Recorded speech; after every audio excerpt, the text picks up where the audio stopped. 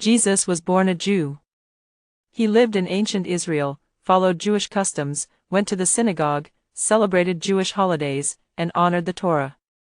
The Torah is the sacred law of the Jewish people and includes the first 5 books of the Bible: Genesis, Exodus, Leviticus, Numbers, and Deuteronomy.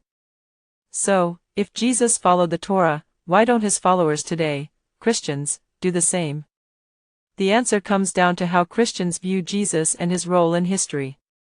First, Christians believe that Jesus fulfilled the law of Moses.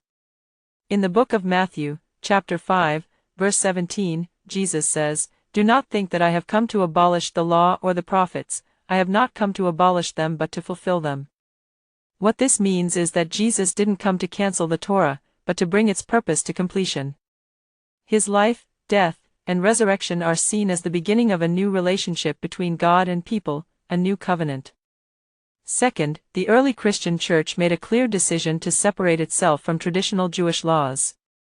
Leaders like the Apostle Paul taught that people didn't need to follow every law in the Torah, like dietary rules or circumcision, to be part of the Christian faith.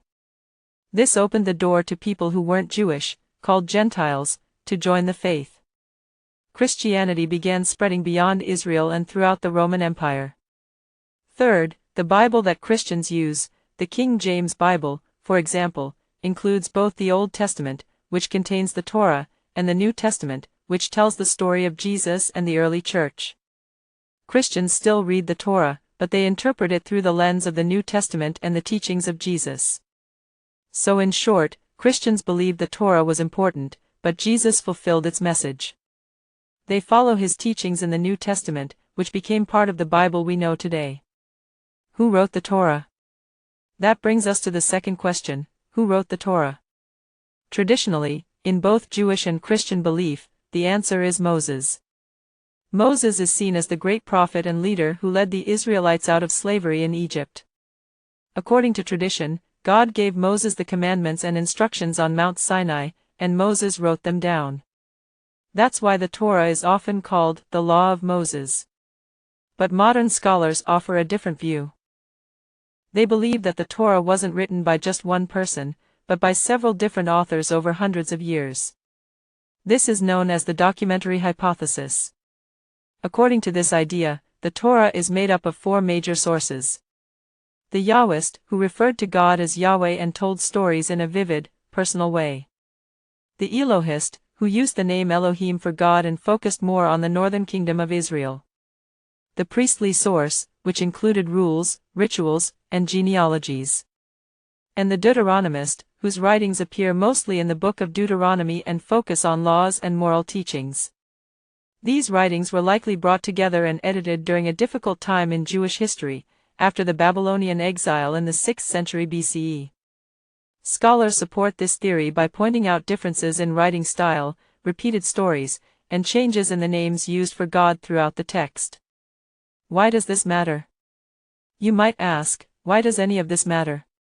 Because whether you're looking at the Torah through religious tradition or historical scholarship, understanding its origins helps us appreciate just how deep and meaningful these texts are.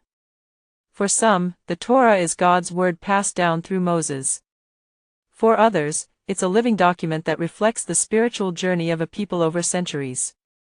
And when it comes to Jesus and the Bible, knowing he was a Jew who honored the Torah, but that his followers went on to form a new faith around his teachings, helps us understand the difference between Judaism and Christianity, and how each one sees the Bible in a different light. Closing thoughts. So, to wrap up. Jesus was Jewish, and he followed the Torah, but Christians believe he fulfilled it and created a new path forward. Christians still read the Torah as part of the Bible, but they focus on the life and message of Jesus in the New Testament. And when it comes to the Torah's authorship, tradition says Moses wrote it, while scholars believe it was written by several voices over time. In the end, both questions teach us something important. Religion is not just about rules or history, it's about how people try to understand God, themselves, and their place in the world.